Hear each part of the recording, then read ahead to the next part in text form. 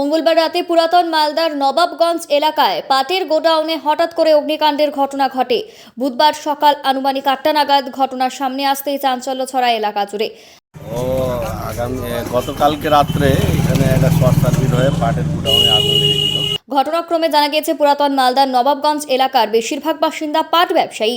এক পাট ব্যবসায়ী অমর সরকারের গোডাউনে এই ঘটনাটি ঘটে। জানা গিয়েছে নবাবগঞ্জ হাটখোলা এলাকায় তার একটি গোডাউন রয়েছে। সেই গোডাউনে ছিল প্রায় 60 থেকে 70 কুইন্টাল পাট। হঠাৎ করে অগ্নিকাণ্ডের ঘটনা ঘটে। এরপরই খবর পেয়ে ছুটে আসে স্থানীয় মানুষ সহ দমকল বাহিনী। স্থানীয়দের তৎপরতায় ও দমকল বাহিনীর তৎপরতায় আগুন নিয়ন্ত্রণে আসে। গতকালকে রাত্রে এখানে একটা শর্ট সার্কিট হয়ে পাটের গোডাউনে আগুন লেগেছিল। দমকলের ইঞ্জিন টিঞ্জিন এসেছিলো, সেরকম ক্ষয়ক্ষতি হয়নি আর কি। আগুনটা ভয়ঙ্করই ছিল। দমকল এসে ওটাকে নিয়ন্ত্রণে নিয়ে আসে আর কি। কটার দিকের ঘটনা? এটা কালকে 10:30টার টাকা, রাত 9:30। কটা দমকলের ইঞ্জিন এসেছিল? একটাই ইঞ্জিন এসেছিল। তারপর মানে হ্যাঁ, ছিলেন এখানকার গ্রামবাসীর যে ছেলেপেলেগুলো ছিল সবাই পাটটা গোডাউন থেকে বের করলো। তারপর দমকলের ইঞ্জিন, হ্যাঁ, জল দিয়ে নেভানো গেল ওটাকে।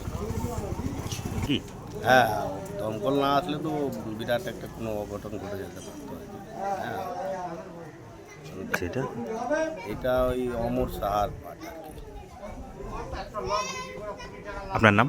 আমার নাম গৌতম রাউলিয়া।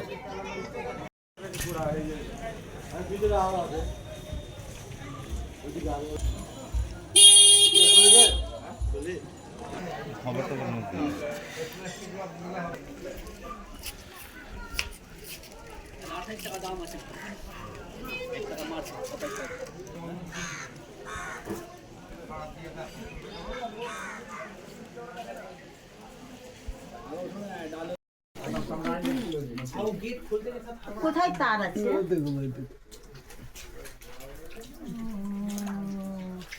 सिलो टेप लगावल नहीं में